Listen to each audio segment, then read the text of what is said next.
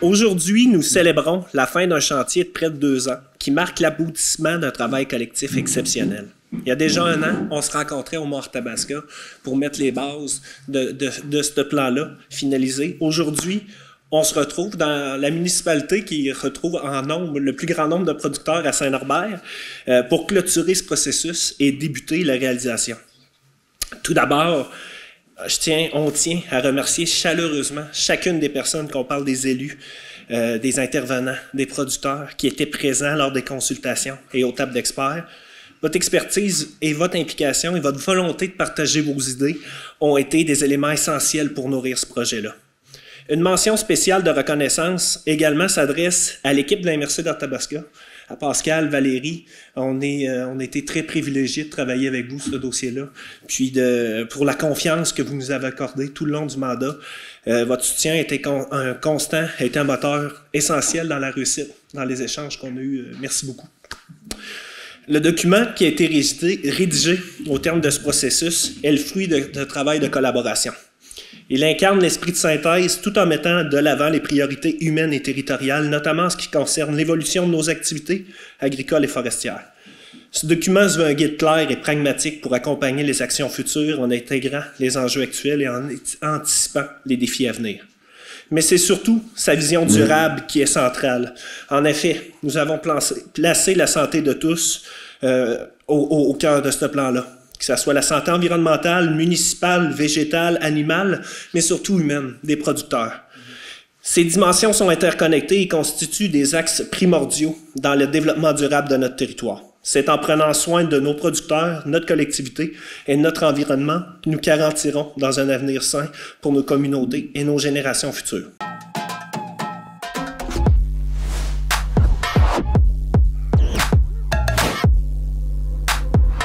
Créer un espace de dialogue permanent pour assurer le suivi continu du plan de développement de la zone agricole, prioriser les actions et faciliter la communication entre les acteurs du milieu. Tu sais, on se rend compte qu'il y a un manque de connaissances, puis je pense que notre job à nous aussi comme producteurs, c'est vraiment de leur montrer que ce qu'ils mangent, c'est peut-être pas toujours facile à produire, mais qu'en même temps, ça se fait localement, ça se mange, on peut le transformer de telle façon. Donc, moi, c'est vraiment mon enjeu principal. On voit que les MRC, les municipalités sont plus informées, sont plus au courant du monde agricole. Ça a influencé aussi les politiciens qui connaissaient pas beaucoup le monde agricole, puis nos défis, nos réalisations. Il y a eu du développement. Là, on sent qu'on est beaucoup mieux encadré par la MRC. En fait, de manière générale, ce qu'on constate sur le terrain, c'est que les producteurs, transformateurs, ils connaissent pas nécessairement tous les acteurs sur le territoire. Puis le fait de les faire connaître, de les amener ensemble au même endroit pour qu'ils se réseautent, ça permet un premier lien, un premier point de contact qui autrement n'aurait pas vu le jour sans des espaces comme ça de dialogue et de réseautage. En plus, chaque fois que je m'implique, à un moment donné, je me rends compte qu'on a quand même beaucoup de monde autour de nous qui peuvent nous proposer un projet, proposer une solution. Puis après ça, le contact avec les autres, c'est génial. Moi, c'est probablement l'affaire qui me motive le plus de pouvoir aller contre.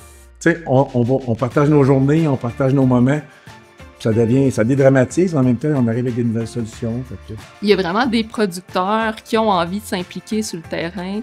Puis c'est important d'aller à leur rencontre puis de leur offrir des possibilités de s'impliquer sur le territoire. Par exemple, comme dans le PDZA, c'était parce que je voulais avoir une voix des petits producteurs comme moi. Par expérience, de ce que j'ai constaté sur le terrain, les entreprises qui ont décidé de collaborer ensemble, de mutualiser leurs forces, ça a toujours été gagnant-gagnant pour l'ensemble des acteurs. Mais l'adaptation seule, ça suffit pas. Pour aller plus loin, il est nécessaire d'explorer, d'innover et de prototyper des solutions nouvelles.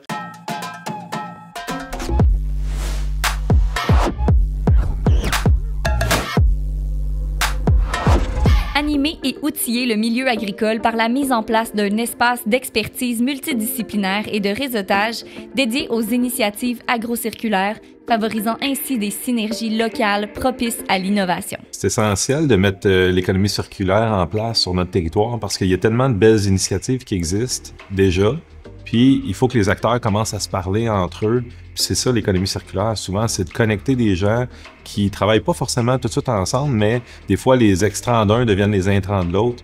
Le principal défi des producteurs, c'est de trouver des partenariats avec les entreprises de la région pour valoriser tous les déchets qu'une entreprise agricole peut créer pour vraiment minimiser l'impact sur l'environnement.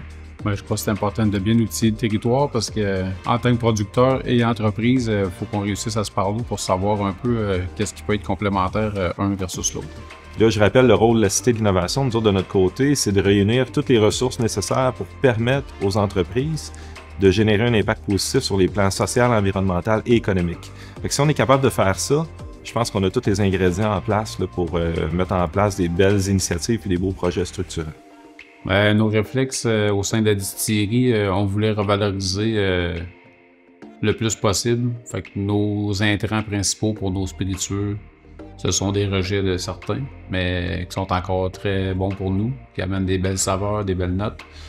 Puis sinon, c'est de revaloriser le plus possible jusqu'à la finalité. Fait que même nos propres rejets, on essaie de le trouver une deuxième vie. Premièrement, il faut partir avec les besoins des agriculteurs.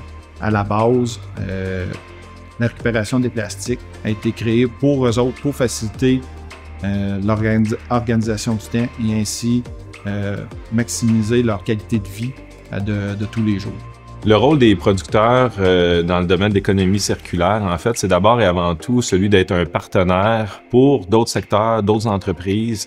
Puis c'est des producteurs de valeur. Donc, tout ce qu'ils produisent présentement, souvent, on va les séparer en disant ils ont leurs produits réguliers qui sont revendus.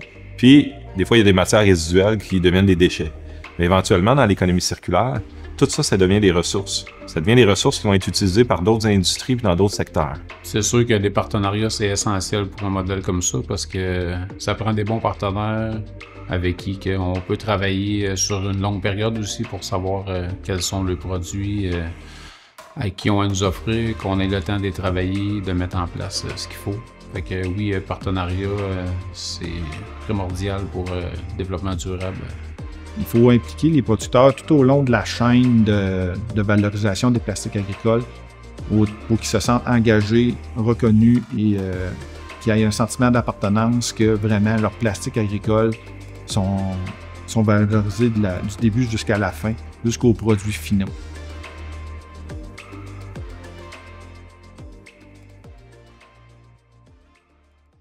On vient de se plonger dans un univers passionnant où l'innovation et l'exploration de solutions sont mises de l'avant.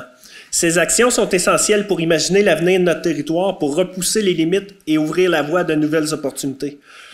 Dans le fond, lorsqu'on se bute à un nœud, ou une problématique où la solution ne semble pas évidente, avoir une approche pratique, innovante, collaborative et durable est essentiel pour nous permettre d'aller de l'avant.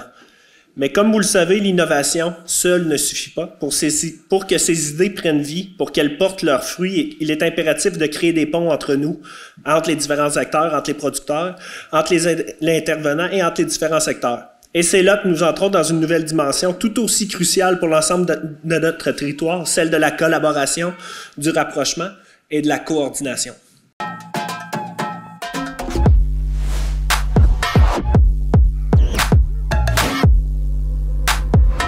Mettre en place un parcours intégré qui regroupe et coordonne différents services adaptés afin de soutenir l'innovation et l'entrepreneuriat en milieu agricole.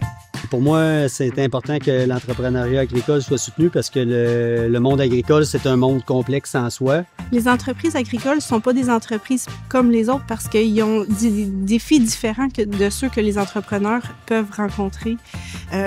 On travaille avec du vivant, on travaille avec la nature. On l'a vu les années passées, on sait quand on sème, par exemple quelqu'un qui sème, mais la récolte, les rendements ne sont pas toujours stables. Il y a les aléas météo. Oui, il y a des facteurs qui peuvent pallier, mais on ne sait pas d'une année à l'autre quel va être notre revenu. On a beau avoir le plus beau plan d'affaires.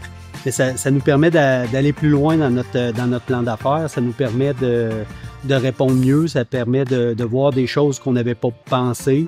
Ça permet de mieux comprendre qu'est-ce qui se passe au niveau local. faut mettre toutes les chances de notre côté, puis plus qu'on a de questions, plus qu'on travaille notre plan d'affaires, puis plus qu'on a des gens différents avec lesquels travailler, plus qu'on a de chances que ce projet-là perdure dans le temps. Pour les intervenants, leur défi, c'est de savoir justement qui fait quoi, de quelle façon je peux référer l'information et comment rendre ça simple. Souvent, on a saisi une partie du défi du promoteur, puis comment je peux fournir ces informations-là à l'autre intervenant qui a un autre rôle dans ce système-là. Donc, c'est beaucoup la transmission d'informations, le devoir de la sensibilisation, d'éclater les silos à laquelle on est habitué. C'est tout le but de l'approche. Si vous voulez que la ferme continue, si vous voulez que ça continue selon vos valeurs, bien, en le préparant en avance, ça permet une belle continuité, une belle fluidité. C'est important d'avoir de l'aide pour l'accès à la terre, parce que la terre, c'est la base, puis c'est la base de nos communautés, de la vitalité de nos milieux. On est un milieu rural. Et moi, je pense que du monde soit en amont, en train de débusquer les offres, c'est vraiment important si on veut rester dynamique là, au niveau agricole. Moi, c'est vraiment le petit côté entrepreneur. Là. Moi, je suis un entrepreneur agricole, mais je suis un entrepreneur avant tout. Puis d'avoir encore là quelqu'un comme Dominique qui est à l'affût de tout ce qui se passe dans la région puis qui est capable de faire un maillage. Moi, à mon avis, je suis pas le seul agriculteur à avoir bénéficié de cette façon de faire-là puis de votre expertise. Le producteur, quand il arrive, il n'y a pas de temps à perdre. S'il nous donne du temps, qu'il sort du champ, il faut qu'on soit prêt puis qu'on soit capable de l'aider puis de bien le guider. Nous aussi, comme organisation, on doit être innovants afin de soutenir les entrepreneurs agricoles dans leurs défis contemporains, qu'ils soient environnementaux, technologiques ou entrepreneuriaux.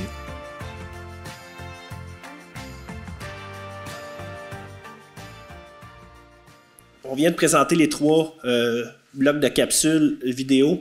J'aimerais vraiment remercier les participants de ces capsules-là pour leur engagement et leur disponibilité dans un délai court. Je pense que ça témoigne beaucoup de l'importance de revêter. Je pense que c'est pas tout le monde qui, moi entre autres, qui était à l'aise non plus d'aller devant la caméra, mais c'était un exercice qui est important pour vulgariser justement l'ensemble de ces actions-là puis de la façon qu'ils revêtent. Donc, un grand merci à chacun d'entre vous. Vous pourrez retrouver ces capsules-là sur le nouveau site PDZA, site Internet du PDZA. C'est une des premières réalisations de l'action 1 de l'espace dialogue qui vise à rendre l'information plus accessible en favorisant des outils variés de diffusion. Vous aurez également accès aux documents, à l'ensemble du document du PDZA. Je vous invite vraiment à bien le lire. C'est un document qui est riche, qui est dynamique, mais également qui présente nos aspirations, nos objectifs. Pour terminer, ce plan d'action, il est porteur d'espoir et de dynamisme, marque un tournant décisif pour notre territoire. Il nous fournit les outils nécessaires pour relever les défis à venir, tout en mettant en avant les valeurs essentielles de solidarité, d'innovation et de collaboration. Grâce à ces leviers, nous avons l'opportunité de transformer nos ambitions en actions concrètes et de bâtir un avenir agricole prospère et résilient. Ce plan se veut un point de départ pour la mise en œuvre des mesures adaptées aux réalités de notre territoire. Il nous appartient à tous, acteurs du territoire, de concrétiser ces objectifs ambitieux dans un esprit de coopération. Nous sommes convaincus qu'avec la collaboration et l'engagement de chacun, nous renforcerons la résilience de notre territoire et préserverons sa richesse pour les générations futures. Merci à tous pour votre implication. Ensemble, nous avons tout ce qu'il faut pour agir et réussir. Ouvrons un nouveau chapitre prometteur pour la MRC d'Arthabasca et son territoire agricole. Merci beaucoup.